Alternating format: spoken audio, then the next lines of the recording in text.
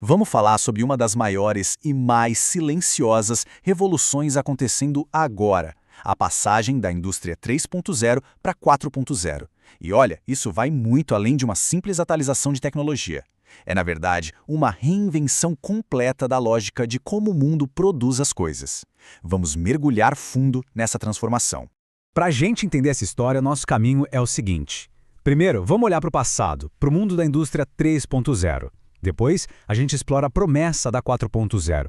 E o mais importante, como se constrói a ponte entre essas duas eras. Em seguida, caímos na real, vendo os desafios dessa jornada e, por fim, o que realmente está em jogo para o futuro. Então, para começar, vamos fazer uma viagem no tempo. Voltamos para a década de 70, quando nasce a indústria 3.0. Essa foi a terceira revolução industrial, o momento em que a eletrônica e o começo da tecnologia da informação trouxeram a automação para dentro das fábricas.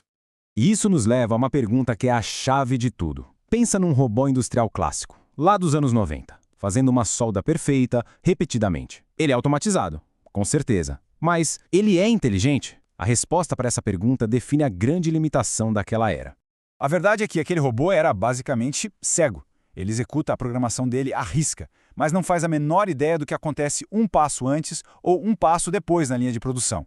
A indústria 3.0 é o auge dos sistemas isolados, os famosos silos de informação. Os dados fluem de baixo para cima, de forma lenta, e é sempre um operador humano que precisa fazer a ponte entre o que as máquinas estão fazendo e o que a gestão precisa saber. E então, o jogo vira. Em 2011, na Alemanha, surge um novo conceito, um novo paradigma. A indústria 4.0. E isso não é só uma evolução, é uma ruptura. É uma estratégia de digitalização total, de ponta a ponta.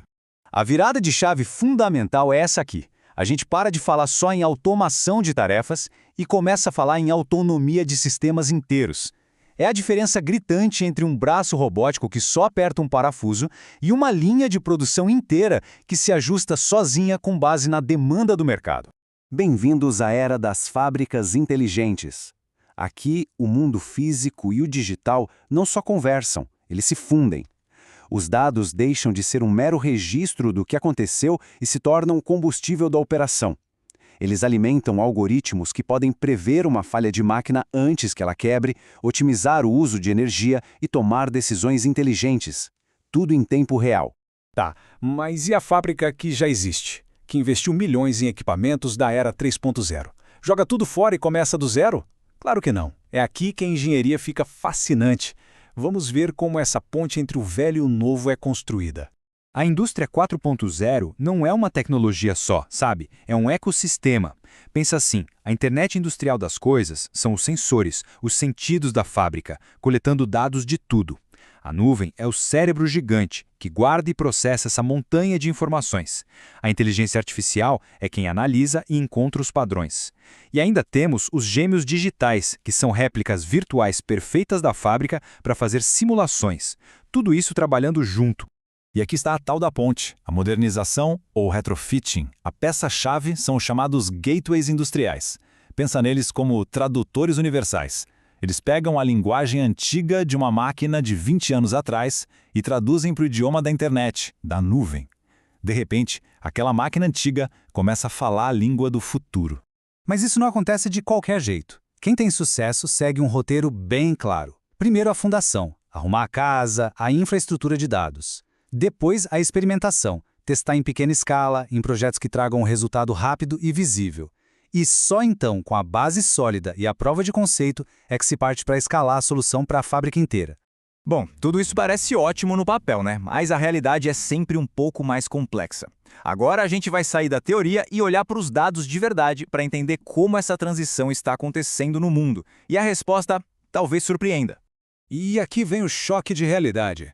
Numa escala de maturidade digital que vai de 1 a 6, a média global das indústrias hoje é de apenas 2.4. É isso mesmo. Apesar de todo o barulho, a grande maioria das empresas ainda está engatinhando, bem no comecinho da jornada. Mas olha que paradoxo interessante. Ao mesmo tempo em que a maturidade é baixa, o investimento é altíssimo. 78% das empresas já dedicam mais de 1/5 do seu orçamento de melhorias para essas iniciativas. Ou seja, todo mundo sabe que precisa ir para esse futuro, mesmo que ainda não saiba exatamente como chegar lá. Então, por que a caminhada é tão lenta? A resposta está em 3 grandes barreiras. A primeira, mais técnica, é a dificuldade de integrar sistemas antigos com os novos. Mas as 2 maiores são, de longe, a cibersegurança, que tira o sono de mais da metade dos gestores, e o enorme, gigantesco déficit de profissionais qualificados. E quando a gente fala em déficit de talentos, estamos falando de algo massivo. A estimativa é de que serão necessários 3,8 milhões de novos empregos só na manufatura avançada até 2033. A tecnologia está correndo uma maratona, enquanto a formação de pessoas ainda está começando a caminhar. Isso nos leva à regra de ouro, talvez a lição mais importante de toda essa história.